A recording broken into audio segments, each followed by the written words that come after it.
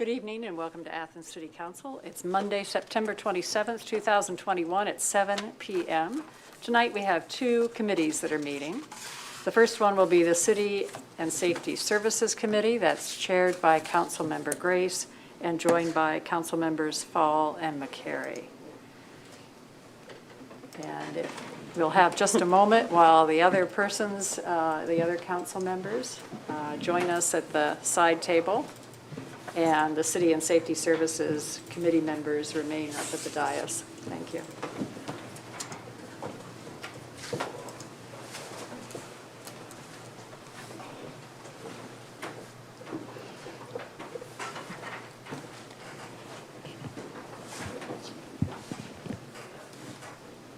Okay, thank you very much. The first item on our agenda this evening is a discussion about the security key card access system. And this is something that has been discussed previously in committee, but it has been several months. I think maybe in March is when we last discussed this. And what we are considering, what the city administration has been researching and looking into, is updating all of our city locations, I believe all of them, correct, Mayor, to have a key card access system. I do have a few questions, concerns, and so that's why I thought, since it had been quite a while since we discussed this in committee, we should bring it back to committee for an update before taking it to full council. There is, I believe on our shared drive, some information. It's the contract as currently as it is currently worked out. There are some significant price increases over what we discussed in the spring. I believe we discussed that the likely cost was $150,000 to $200,000, and this well, let's see, it was, I don't even remember where I saw the total in this. It's now going up to $361,000. Oh, thank you, $361,000, and I don't believe that includes the annual monitoring fee. That is $750 a month, but annually it's $9,000 per year, and we would be contractually obligated to that term. And then there's also a question that could lead to some unexpected cost, in that when individuals come to do the install, the city is responsible for their travel expenses and covering their cost while they're here to install, I believe, is also included in this. And just having had some experience with some cost associated with changing from our big belly to different trash cans, I want to be sure that all of council is aware of what we were getting into if we switch to this option. So, Mr. Mayor, if you would like to describe to us what your position and the pros and cons and costs associated with this, sure, I would appreciate hearing it. So this was something that came up probably 2 years ago, really, when we started looking at things like the, number one, the security of all of our buildings here in the city of Athens. You know, I was really kind of looking at some of the security or lack thereof with the city building itself and everything that's housed in this building. So we started exploring replacing the, the locks on the doors. The other thing that we were looking at, or that I was looking at rather, was the inefficiencies of some of the doors in the city of Athens, most notably again in this building. When you look at the age of the doors, the fact that there's no weather sealing on a lot of the doors in the city building, the exterior doors rather, that's what we're referring to. And the glass pane windows in a lot of them, which is a single pane window. There was a lot of inefficiencies with weatherization for this building. as well. And so we started looking into replacing the doors and switching from a keyed system, the old school keys, which we have a locker downstairs on the first floor where we keep all the keys and do the best that we can in terms of inventorying all those keys. But, switching over to something that is easier to switch out when employees leave. We can deactivate or change the code on the swipe cards so that so that we're keeping this building as secure as possible. And again, it's not just this building, it's all the buildings. We started looking at the wastewater treatment plant. We looked at the water treatment plant. We looked at community center, the law building. The police department, or headquarters over there, the fire department as well. And initially, as Member Grace was saying, we were looking at about $260,000 to replace everything we had identified. Well, one of the subcontractors came through and identified other doors in the city of Athens, again, at the Engineering and Public Works building, again, some other doors here as being doors that needed to be replaced. And so that coupled with the municipal court, they were not included in the first round of looking at things, looking at replacing the security of the doors themselves. And so that cost has since gone up, as Councilmember Grace indicated, has gone up to $351,000. I've got $356,000, but $351,000. And there was, again, so we've been looking at this for a long time. This isn't something we pulled out of the air over the past few weeks or months. With the company, security door, with the company is called Atrium, going back and forth and making sure that the law director was comfortable with the contract itself. We received the final contract 3 weeks ago, 4 weeks ago maybe, and somehow it just kind of got missed in the shuffle of getting to where it needed to be. But within that contract, and we're seeing this more and more, we're seeing this with I guess most recently, it's not a contract, but most recently looking at receptacle replacement for the Court Street trash and recycling, with the cost of materials going up. That's part of this too, that they will only hold this price of $351,000 for 30 days. And after that, they feel that it's going to have to go into next year. They anticipate prices going up again. And so there's, I believe, a sense of urgency if the city wants to save $10,500 on this cost, because they indicated that the costs will go up by 3%, a 3% increase as we are looking forward and beyond this 30-day. The bid being good for 30 days, and then they'll have to go out and rebid if we go beyond that. So I would like council to consider suspending the rules on this as we go forward.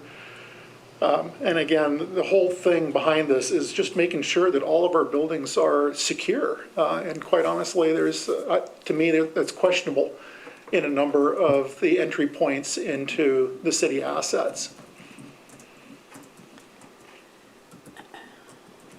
So in the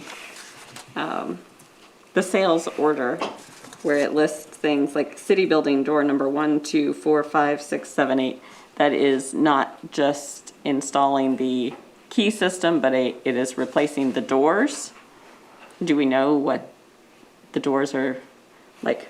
Is there somewhere a map or diagram that tells us what door is what, or just? Because then it also has second floor door 1, 2, 3, 4, 5, 6. And are they all going to be the same? Because some places we have double door entries and.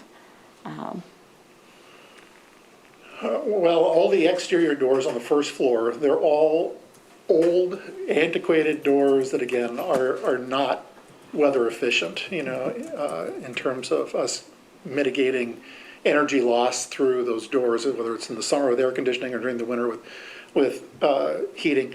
So, I mean, it's every exterior door on the city building, and in terms of the second floor, the numbering of them, I don't know what those, numbers correspond to, but clearly they are doors that have been identified as needing to have a security system. A lot of them are probably where the clerk of court's space is, likely where the judge's chambers is, most of those doors. The law building is the same, where a lot of those doors will be not necessarily replaced, but will have the key swipe system with them as well.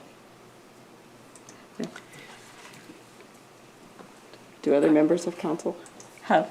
I can start with questions. Yes, go ahead. I was first wanting to say I appreciate the attention to the sustainability factor here, and I heard a couple of conflicting things from at one point I thought it was just exterior doors, but it sounds like there will be some interior doors in different buildings based on security needs that could be on the second floor, but would be in those more sensitive areas. Did I understand that correctly? Okay. I believe so. Okay. Yep.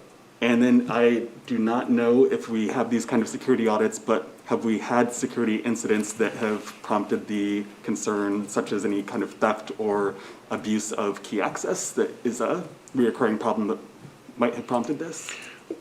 Not to my knowledge, have we? But is it a concern of mine? Absolutely. Especially with some of the records that are held here inside the city building. And again, as I mentioned, there is the energy efficiency associated with it. So it's security and Thanks. energy efficiency. And then my other question is about alternative service providers. That caught my attention that this has been a pretty abrupt price increase with a warning that it can go up again by a little more if we wait too long. So it concerns me that it's kind of pushing us to take quick action without knowing whether there are other industry competitors who perhaps aren't anticipating this big increase as we transition into the new year. Are there other vendors who've been considered for this service? I believe Andrew Chicky, Deputy Service Safety Director, did a lot of research into different companies that could, fill our needs. I don't know off the top of my head who the other vendors were that Director Chicky had looked into, but we had spent a fair amount of time. Again, as I mentioned, I've been wanting this to happen for a couple of years. Mm-hmm. We didn't really act on it quickly, pre-pandemic, and certainly didn't during the pandemic. But it was certainly at the fore of my mind to make sure that we could get proper security for, again, our city buildings.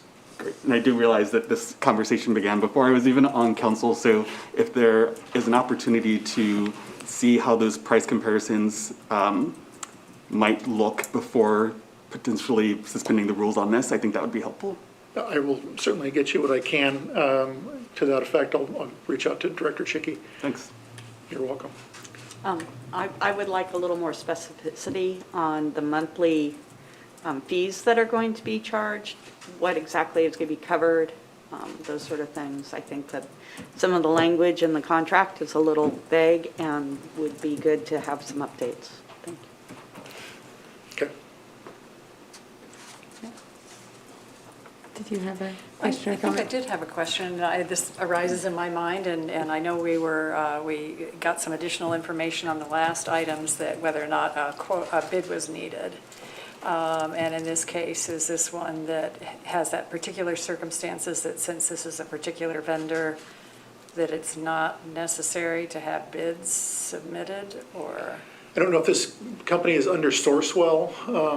Yeah, I'm seeing a nod from the clerk of council. Okay. So it is Sourcewell that we can go directly to them and not have to go through the bid process. Okay, so I do notice that the original submission was from July 13th.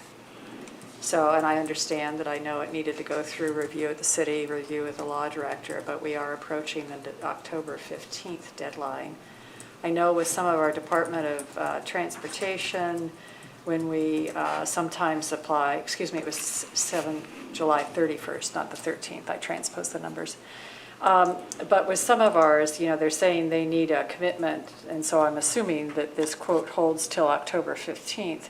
And my earlier phrase that I dropped off mid-sentence, sorry, is that with some of our Ohio Department of Transportation grants, they're sometimes willing to say, if you have started the legislation by that date, that that's considered reasonable. So that's my question with this fast approaching deadline. Would start of the legislation, having one reading, be sufficient on this? I will certainly look into that as well, Okay. to see if that is a possibility with this quote. Okay. Question over here. In here too. Yeah, the more I look at it, the more questions I have, so, Yeah. go ahead, Member Reisner. Okay, a couple of thoughts come to mind. I hate the idea of suspending the rules. I'll get that out there right now. The other thing is what is the necessity or justification to do the entire city in one fell swoop? Would it not be better to say, do this building, city building first, install a system and see how it works out? And then, if we're satisfied, okay, move on to community center, or however we prioritize our buildings. Move into it gradually. Now, I know you're going to say, well, the cost and so on. Yeah, costs did rise greatly during COVID. I remember the price of lumber about 18 months ago was something like $400 a 1,000 square feet. Then it went up to $1,600. But right now it's down to $450. Price is dropping. Why? Because things are slowly getting back to normal. So I hate anybody with especially a contractor who likes to do business, essentially hold a gun to our head and say, well, by God, if you don't have it here by the next month, I'm just going to have to raise the price. I object to that. The other thing I don't like, I read just in the council with the clerk's office, the back page of the contract, the thing about, I think, Member Grace brought it up. We have to pay for their travel expenses, and which I assume means not just mileage, but also staying in a motel, hotel like the OUN or something. For this kind of money, it seems like they should be doing it for nothing. And the fact that we're paying them every month, that should have been somehow worked into the contract. So that's where I'm standing right now. Those are my thoughts and objections. We'll keep an open mind to it, but I'm not going to rush into it either. Yeah, the language on that particular item says, unless otherwise noted, freight and travel/living expenses are not included and will be invoiced separately at actual. So they could go anywhere between a hotel, Motel 8, $35 a night, to OUN, $235 a night. And because it's not specified, there's no limit to that, we could get nailed for that. Am I hearing that correct? As far as I can tell, we don't know how many individuals Well, would if it's a be. contract, how come we don't have a limit in it? Why don't we say, listen, yeah, we're more than willing to entertain you guys to come down here, but $40 a night's our limit. We're not going to go any higher than that. And if you don't like the way we do business, well, find someone else. Member Smedley. Thank you, Member Grace. I'm certainly in support of modernizing our doors and doing the swipe card. That is just a best practice for any government entity. I will second some of the other comments expressed by my colleagues. Although we may not be required to go to bid, given where we found this particular vendor, given the cost, it just might be a good idea to do that if we don't have comparables at this point. It would be good to know what about this particular vendor we liked, if there was something specific that maybe other vendors didn't provide. But again, if we didn't go to bid, we wouldn't necessarily know that. And would second the other issue of expediting the process for the sake of being able to stay within that total amount, which is actually 361, 318, not 351. So that's kind of where I feel about it. I think it's a good idea, and I think there's some other HR things that can happen with the swiping, when people coming in and out, at what time, and that might be important for other reasons. And security obviously is important, but I'd want to make sure we're going with a vendor that meets all of our needs, but not necessarily at that cost if there are other vendors out there.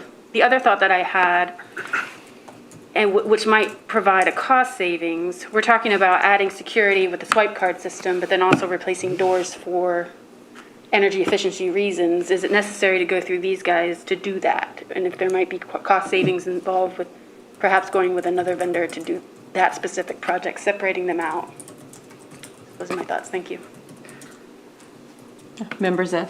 Thank you, Member Grace. I was looking through the list of the buildings, and it's pretty much everything that we have in the city of Athens, which is great. I do think it's a good idea. I think having swipe cards and things is, as Member Smedley said, best practice.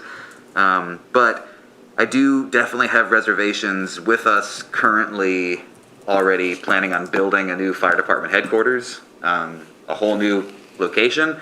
It seems somewhat unnecessary to then also now update the doors to the existing fire department headquarters that's going to be potentially demoed or what have you. That seems like a chunk of money we don't really need to spend if it's going to be happening within the next couple of years to begin with. But that's sort of where I'm at. Yeah, go ahead, Member Crow. Thank you, Member Grace. I appreciate all of council's comments on this issue, starting with Member McCary. Most of my questions have been answered. The one that hasn't, and I think I know the answer, is that ARPA funds are not available for something like this. Is that correct, Mayor? I would say no. That's my understanding too. Just wanted to throw that out there. I'm sure that the city would have considered that if it was a possibility.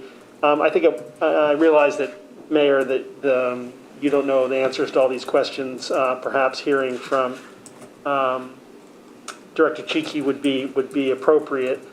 I also have reservations. I'm curious if they have an estimate doing the entire city, doing doors, doing the key card swipes for every single exterior door, and as others have said, some interior doors. How long do they estimate, how many workers would be here, and how long do they estimate that process goes on?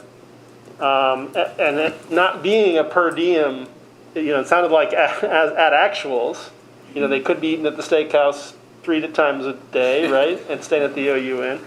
I'm a little bit concerned about that open-ended piece of the contract. And my other question really is that standard in this business? I mean, it'd be great to know. Some companies, say, hey, let's just try to slip in the whole shebang, and other companies say, no, we'll do it for, this per diem, or some companies say, no, that's on us, or I'm a little, I don't know of companies. And then on the energy efficiency, I also really appreciate that piece of this. But what I know about building envelopes is that if you're really concerned about energy efficiencies, just doing doors is not going to get you there. If your windows are all 50 years old, then just securing the doors is going to help a little bit. But if the windows are, if the air's going out the windows, you're not getting too far by doing the doors. And just in my thoughts too, to Member Smedley's comment, is that my guess is because the doors interact with the swiping system that they probably don't separate those two projects. They want to do those both. But I don't know anything about this industry. It just seems like a lot of money, and it could be potentially a lot more money than what we're reading here with 361. Just my thoughts. Thank you, Member Grace. Thank you. And I will just note that there are some doors that are going to need changes to the power supply that is not included in this contract. And that we could either have an electrician or that this company has offered to do a separate bid for, and that's 4 different doors. And I do want to say that I think, as several members have said, I think this is a good idea. I think this is the right direction for the city to go. And I think it makes sense to do everything at once. Just having things partway is generally more complicated because then, well, some people need keys and well, then they have to go to the other building sometimes, so then they need a card too. And so I think just making the change all at once makes sense, but I am concerned about some of the more open-ended questions. And so, yeah, I would like a little bit more definitive answers on some of the expenses. And I would like to know, I'm trying to find the door to council chambers. I don't think is included, but the door, oh, it It is is? included. Okay, Yeah. well, it's the city council No. clerk. But this door is not. It's an exit door. It's a fire exit. Fire. So the the door to clerk's the door, office. but not this Yes. one or the TV, the government. Yeah, I don't see the government channel It listed, wasn't so just listed. like knowing which doors are which and how many actual doors are being replaced, how many of them are exterior doors, how many are interior doors, and how many are they just adding the swipe card mechanism to existing doors? So, and again, then, after 5 years at $750 a month, should we agree to that monitoring fee, then what happens? We'll have the system in place. Do we have to have this monitoring system to be able to use it? Is there something that we could do instead now, or that we will have to do 5 years from now? So I guess what does that monthly fee get us, and then what would happen at the end of? We certainly don't want to have to replace all our doors in 5 years. So I want to know that we have. No, we have to return them. Right, or have to pay to have them redone or removed. So I'd like to sort of know, well, what is that monthly commitment? What do we get for that? And what happens when that 5-year term expires?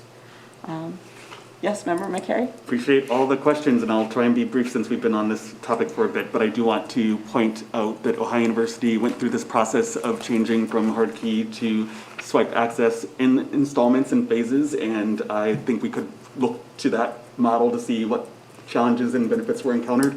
And since we're gathering so much information for the future, I won't go into too much detail, but comparative information about the warranty and liability services would be great, because they're putting in a lot of capital letters that they're not going to do much other than upgrade the technology if there's a problem, and that they won't, in any kind of liability situation, pay any more than we paid them. So I'm curious about is there a likelihood that the failure of their technological systems could result in a greater financial cost to us than what we were paying up front, since that's what they're saying is their maximum? So since we're getting more information, I would love to hear that too.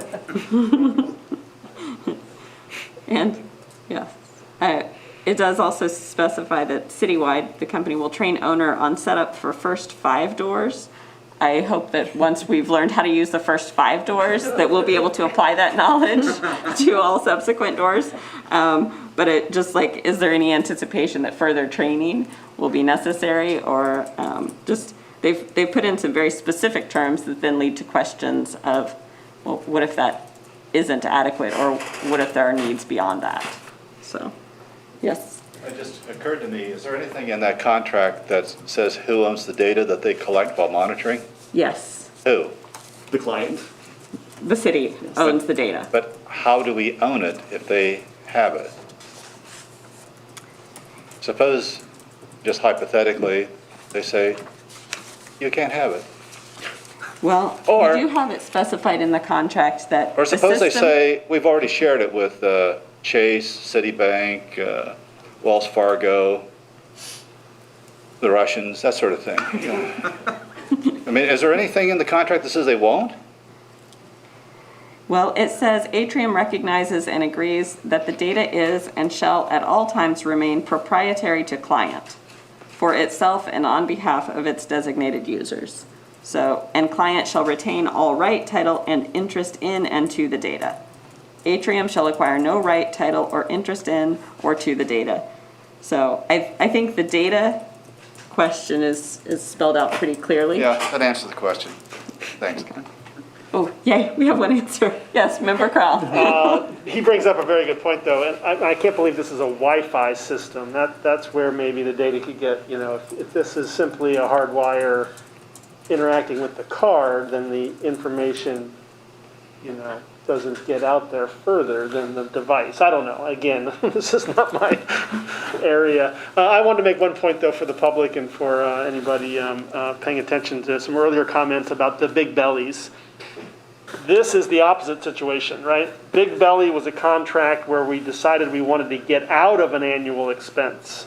Right. And so that we thought we could handle the recycling and trash pickup and not have to pay $50,000 a year to have these very nice units. And that there was lots of reasoning behind why we feel like that was a good decision. This would be entering into a contract which would be $9,000 a year, which we really couldn't move on from, right? The big bellies, we can say, okay, we're done, and they remove them, we put our own cans, we're good. This one is more difficult. I just want to make a distinction there that these are very different. These are the opposite, really, decisions. Thank you. Are there any other questions from members of council? Or, Mr. Mayor, anything else that you would like to add to the discussion? No, clearly I have my homework. Okay, then I feel confident that we will be discussing this more in the future. Next item on the agenda this evening is to appropriate, the fiber network project from ARPA. And this is fantastic. I am excited that we do have access to ARPA funds to upgrade our fiber. And what project specifically is this going into, Mayor? Well, again, this is, using $500,000 from the American Rescue Plan first tranche of money that we did receive, which was about $1.25 million this year. And so the plan is, as council is well aware, with every major street project, when we open up the street, we, by good, the best practices out there, we're putting conduit underground with each project. And so we have somewhere between 6 and 7 miles of conduit that runs through the city, that is city conduit. And so with that and with the ARPA money, this gives us the opportunity to finally work with a contractor to thread the pipe with 144 conduit or 144 fiber, and finally get ourselves off of our microwave system, which is old. It is becoming more and more difficult to maintain, and that is a microwave that's up on the top of North Hill. And it is what provides the broadband that we need to places like Engineering and Public Works, the Service Garage, and many, many other buildings here in the city of Athens, clearly. We have been in communication quite a bit, as a matter of fact, with 2 different companies. One, quite a bit. Another one, Chief Tom Pyle just found out about, which happens to be a council of governments, and it is called Miami Valley Educational Computer Association, so it's a COG. They primarily provide broadband to school systems, but they also work with cities and local governments, townships and counties. And so Chief Pyle has been engaging with them, but Gray Bar is the other company that we have been engaging with quite a bit on our plan for getting fiber in phases. We see 5 phases at this point in time, and possibly 6. The first phase would be to work with whomever to get us the fiber that we have been talking about for a while up to Arts West. It also keeps us in line with phase 2, which would be to continue that fiber run all the way down to the Service Garage, as well as Engineering and Public Works and the Code Office. Phase 3 run would go basically from the city building all the way down to Fire Station 2 on Richland Avenue. Phase 3, I don't remember where Phase 3 goes, Phase 4 rather. Phase 5 will essentially get us from from the community center all the way down to the terminus for that particular conduit on East State Street. Phase 4 is going from here down Mill Street in the conduit that we had placed, and possibly even tap into the conduit that'll be on Stimson Avenue. So those two will parallel each other, and then from there off to the wastewater treatment plant. And then from there, again, the last phase would be to have a run that goes out East State Street. So this is a big project.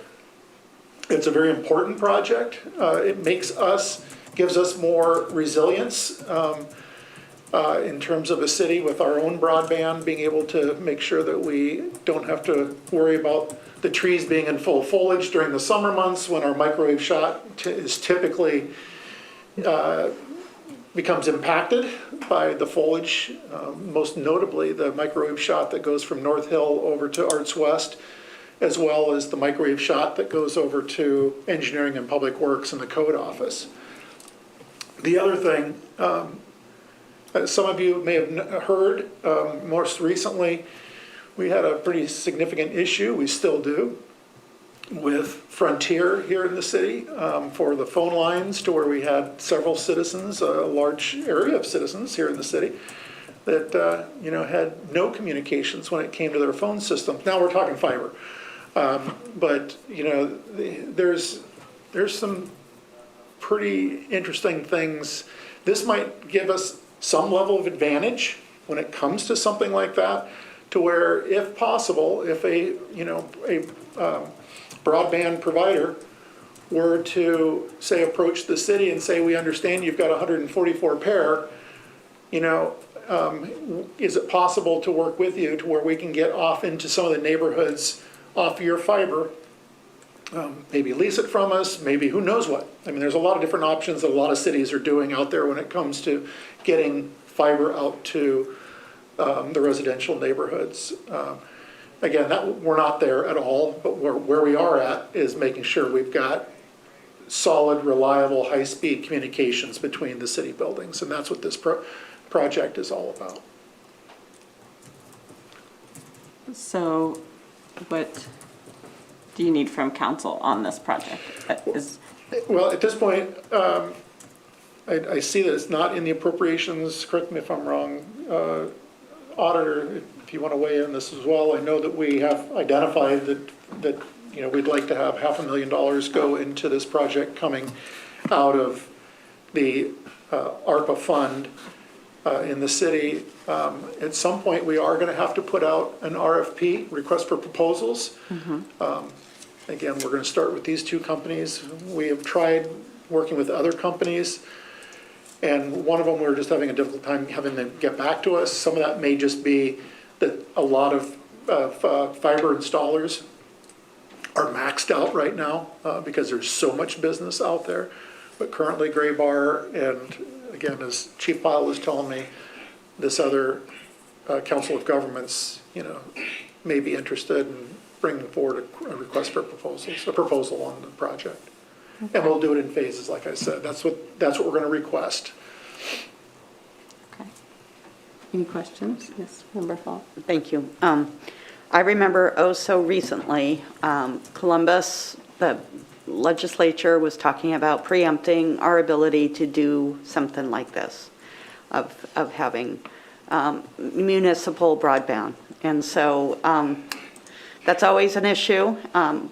Quite frankly, the sooner the better, because then if they do preempt us, we would be hopefully grandfathered in.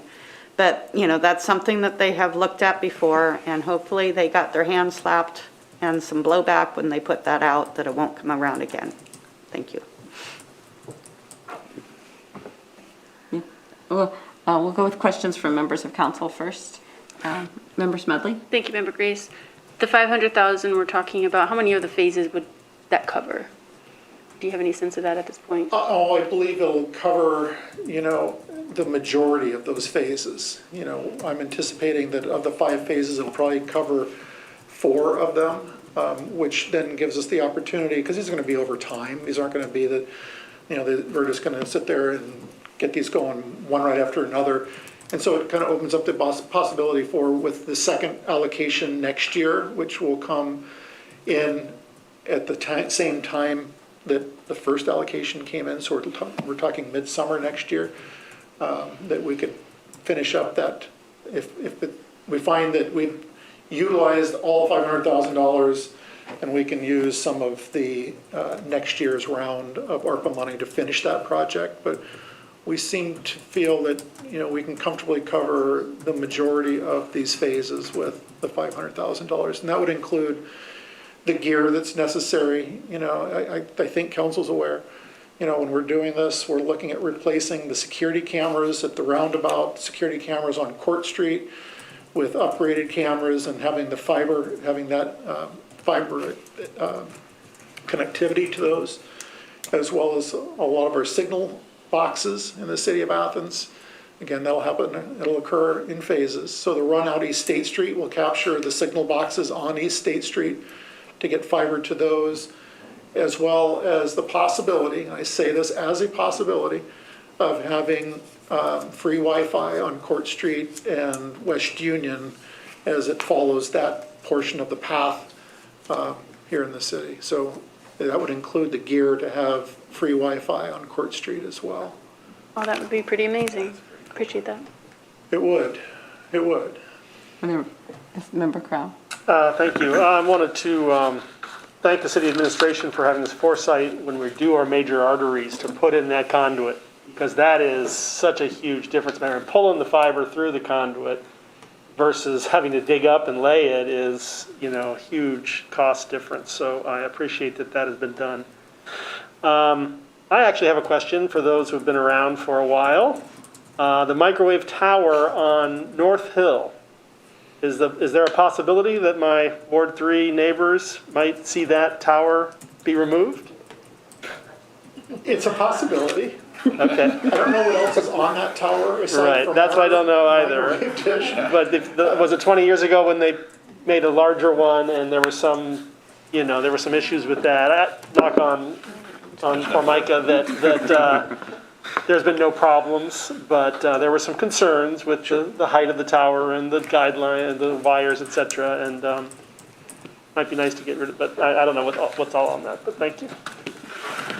We were just thinking of maybe putting a big sign that says City of Athens on that. A big heavy sign that, right over a couple of houses. Thank you, Member Crowell. I will look into that to see if that is part of the plan, or if that's something that we could do once the install is complete. Yeah. Maybe it's redundant, yeah, I'm not sure. I'm not sure either. Yeah, thank you. A lot I'm not sure about tonight. Are there other questions from members of the committee or members of council? No. Auditor Heck, did you have some additional information for us? Well, not much really, but just a couple comments. The fact is, I think everyone's aware, I hope, of the reason we can use ARPA funding is because the shutdown period when people didn't have access to the internet, and I feel like this is still a real important thing to be able to provide, especially moving forward. Number 2 is it's going to be pricey. I don't see us getting the money together to do this, on our own for I don't know how many years. I think this is our opportunity, is to use the ARPA money for something that we're allowed to use it for. Thanks. Thank you, Auditor. Yeah. Mayor. Thank you, Auditor Heck. The comment was made about the ban on municipal broadband, and I think that's an important comment that everyone should at least absorb for a moment, because I've been asked to serve on a small group with the city manager of Dublin, the head of IT from several large cities, but I'm the individual who's representing Southeast Ohio on this small team that is constantly watching to see what could evolve in the future, I feel like we really need to get this project going so that it's there and in place, because all indicators are that this may come back up again, that the state legislation will figure out a different way to preempt communities from being able to have fiber. The upside in sharing that with council and the viewing audience, the upside is that we are not creating, retail or wholesale fiber or broadband to anyone. This is fiber for our own buildings, and so there's not a whole lot that I think the state legislature can do to us. But I also, again, I just want council to know that I'm deeply involved in those. They'll try, though. They will. Yeah, there's no doubt about that in my mind. But just know that I have the honor of working with this group that is watching carefully and understanding, trying to read the tea leaves with the way that the speaker and the president of Senate are thinking, what they want to try and do. But this project, again, I have full confidence that we're going to be able to get this to go through. So hopefully council sees this as a worthy project for the city of Athens. I believe we have a question or comment from the member of the audience, if you would. Thanks. I'm Rob Delac. I live at 124 Morris Avenue here in the city. I think this is a great project. I've really, can't emphasize that enough. Some things we hadn't talked about though yet are, the importance of remote work nowadays. The pandemic has demonstrated that remote work is critical for many people, and it can possibly bring people to Athens, as you've heard a presentation and a report from the Voinovich School. Fiber access for supporting that is important. So, for example, if the city were to successfully redevelop the armory, which is something that's been talked about, I would like to make sure that that's being connected with this project, or maybe if it can't be with these phases, one of the next phases, next year's funds, but that should be considered as an important piece of the puzzle here, I think. The armory is sitting there not getting a whole lot of use yet, but it has a lot of potential, and I think we should invest in that if we can, with every opportunity. The other thing, just municipal broadband really gets at selling broadband to customers, right, to residents. Mostly that's what that means. And that would be something that would greatly enhance our ability to lure people here, because they're not then dependent on one choice or maybe a second poor choice. We've talked about one of those tonight, for internet. And having a municipal broadband that has gigabit fiber, up and download speeds, would be a huge boon to remote work here and people coming here to do that. And also supporting the people that are here already doing it. So, great project. Like to see more of this and continue. Thank you, Mr. Delac. Want to Mr. Mayor? respond to something? Absolutely. Our armory's around is phase 3. Oh, excellent. Good. Yes. Yes, and just since we're on those phases, could you repeat or clarify, it would be at least phase 5 before we have Wi-Fi on Court Street? Not necessarily, No. no. As early as phase? 3, I Okay. believe. It's phase 3 that will get us down to, from the city building all the way to Station 2, Fire Station 2 on Richland Avenue. And so it's within that, because that's the pathway in which it would cut down Court Street, go over to West Washington, or West Union, and then West Union down Richland Avenue. Thank you. Yeah. Okay. City and Safety Services is interesting tonight. And if there are no other questions or comments about this particular project, we'll move on to the final item on the agenda, which is the disposal of a Kubota zero-turn mower. And this mower was acquired in 2010 for $12,300 and has, I'm sure, mowed many, many miles in the past 11 years. This is a recreation equipment, and they would like to trade that in. There's a trade-in allowance of $4,798, and it will be traded in for a new mower of All Power Equipment. And I do not have the price information of the new mower.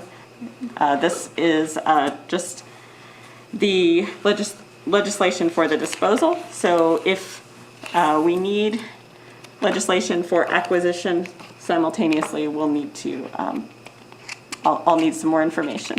But so far, the only thing that I had was that we have a disposal of the 11-year-old Kubota. Are there any comments or questions on that one? Maybe a slightly less interesting topic. Other members of council? And anyone, members of the audience or administration? Okay, then that concludes City and Safety Services for this evening. Thank you. Thanks, Councilmember Grace. We'll now welcome up to the dais members of the Finance and Personnel Committee, and that's chaired by Councilmember Crowell and joined by Councilmembers Reisner and Smedley.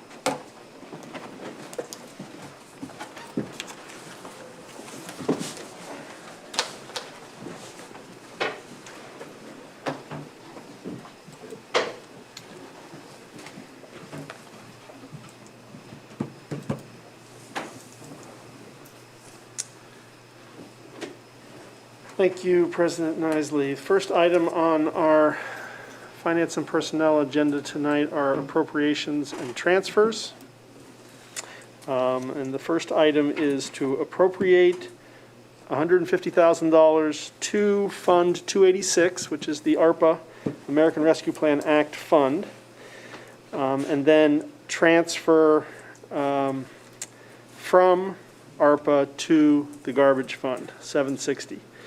And as the auditor has talked about what we can use ARPA funds for, this is one of those cases where during the COVID pandemic, the City Code Office, responsible for the garbage fund, has seen a drastic reduction in ticket and special haul revenue, and we can use ARPA funds to shore up funds that have been impacted by the COVID pandemic. So this would be an appropriate use of ARPA funds. So that would be transferring into the unappropriated balance of 760. Are there any questions from the committee on that item? Yes, Member Eisner. So this transfer of funds is in addition to the recent rate increase that we authorized a few weeks ago, because even with those new rates, we can't make up the difference between now and the end of the year. That is correct. Okay.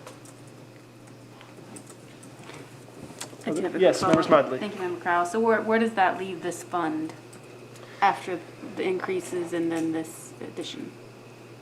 If I understand correctly, the code director recommended the increases in order to have the fund have a, not a negative balance going forward. This is to replace revenues that were not earned as we earned in a normal year in that fund. I don't know if there's any other information from the auditor or anyone else. That does answer it, though. Okay, sorry, auditor, put you on the. Mayor? So the question being, where's this going to place us at this point in time, or In terms of revenue? In terms of revenue. in terms of revenue? Yes. Let me just share with council, because I think about this often and have conversations with Auditor Hecht about this often, is that, with the impacts that our revenue has had due to the pandemic, those are dollars we're never going to be able to regain again. We're not.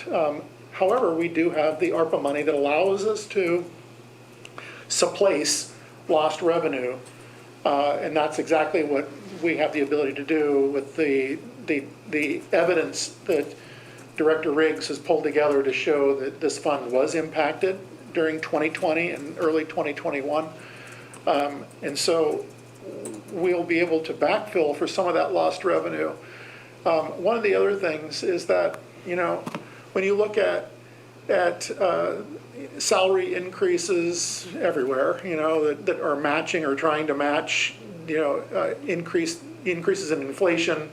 Those keep going up. And one of the things that we should be doing a better job of is recognizing that, every year or every other year, we need to make adjustments to a lot of our funding, our revenues that come in, trash, water, sewer, so to where we have a plan to recognize that if we kept it static and didn't have any changes in those fees and the revenues coming in, eventually the people providing those services, their salaries and their benefits are going to keep going up, and we're out of sync with where things should be.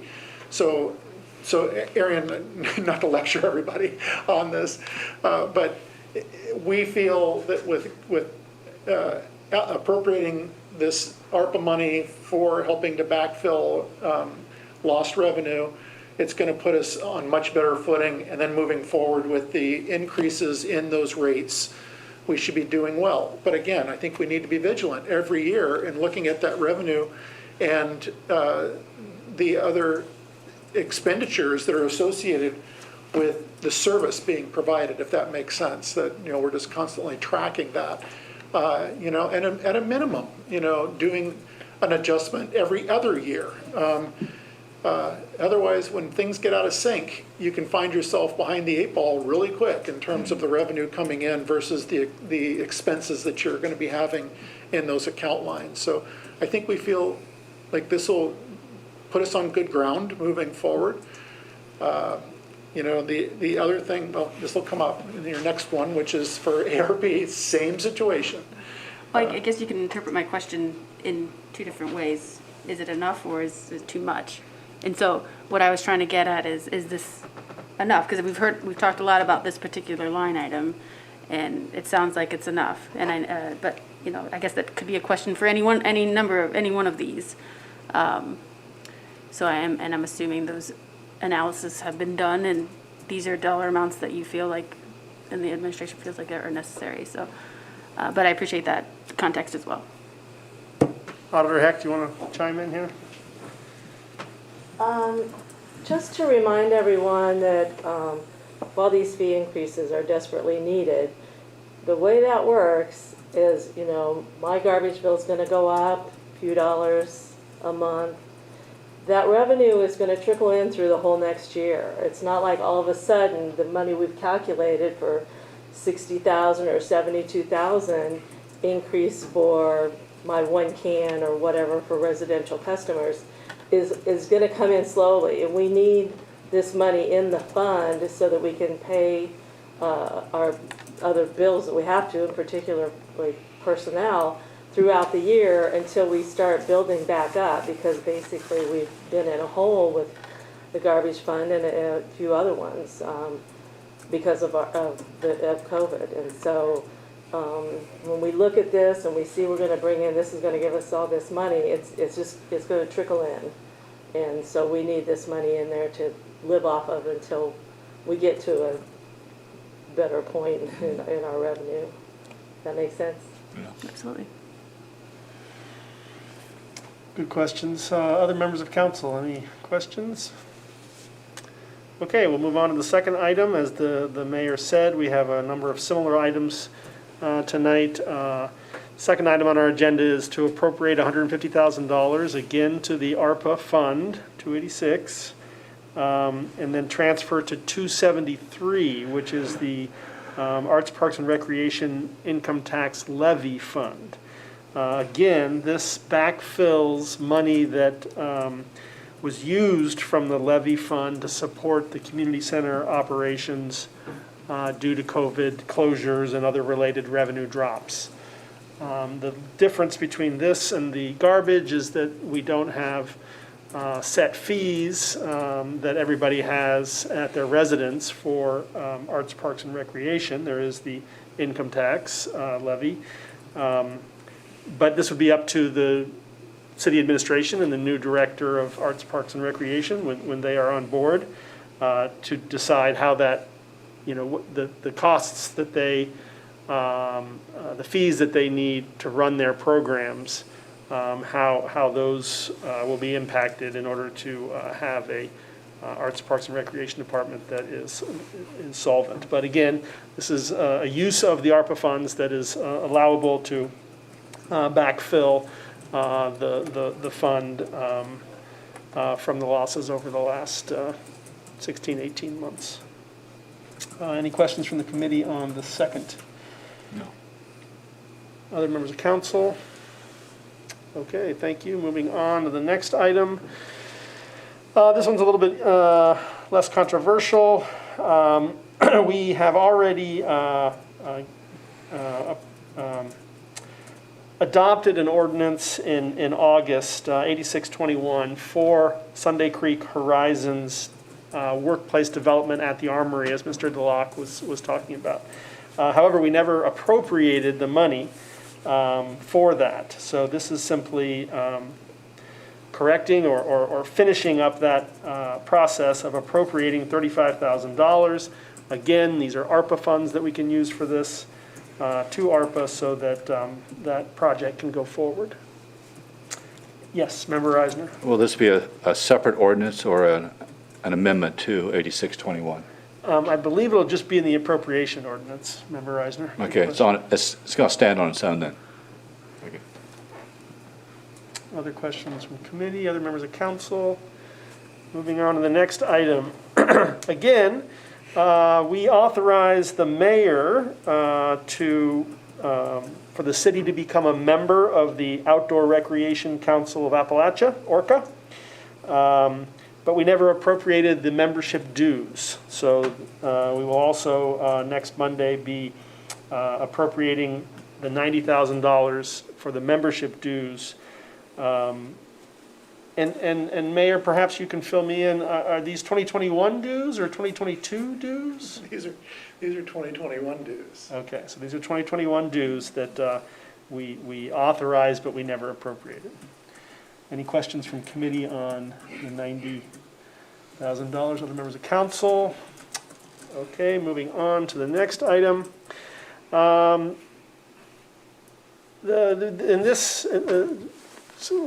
talking a lot about a lot of loss of revenue and loss of money. The next couple of items are a little bit more on the positive end of things. We have $13,750 that was unused funds. So this is kind of like a refund. This was money for the Court Community Corrections Fund, Fund 235. And we are required to return that amount since it was unused. So this is appropriating $13,750 into that Court Community Corrections Fund since it was unused. Any questions from the committee? Other members of council? Yes, Member McCary. I was just hoping you could share what that program did or does. That's an excellent question. I do not have information on the Court Community Corrections Fund. Member McCary, we can get more information on that, and I'll let you know unless Member Grace knows. This was briefly discussed recently, but I don't know anything about it. I can definitely find out more. Sure. Specifically, if we could just get clarification on why it didn't end up getting used, what it might be the status of that program would be great. Those are excellent questions.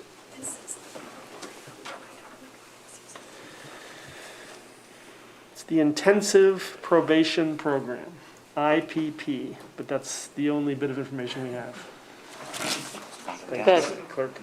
It's a specific level of probation, so when someone has been convicted through the court process, there can be different levels of sort of oversight, surveillance, and this would fund intensive probation program. So there's someone who is regularly checking up on an individual. So I'm guessing here, I don't know for sure, but my guess would be that they have not had as many individuals in that program as perhaps there have been in past. Thank you. I will get clarification though. Thanks. Sure. From the, yes, please approach. That was my question too. Oh, okay, great, thank you very much. Okay, moving on, other questions from the audience? No, okay. Moving on to the next item. This is an appropriation for some new replacement parking garage meters. We have 6 parking garage meters that need replacement, and so this would be appropriating $2,800 to the parking garage fund for meter replacement. I bring this up as a positive because I just wanted to remark how much more the parking garage is being used recently. I get to see the number on almost a daily basis, and it's good to see. There was a while there where it was, didn't move much from 270 or 280 or however many spaces, and now when I go in, I've got Lots to of parking. go up a few floors in order to find parking. So I think that's a sign that that some of the revenue is returning. Any questions about $2,800 for 6 new meters? Other members of council? Public, the mayor? Okay.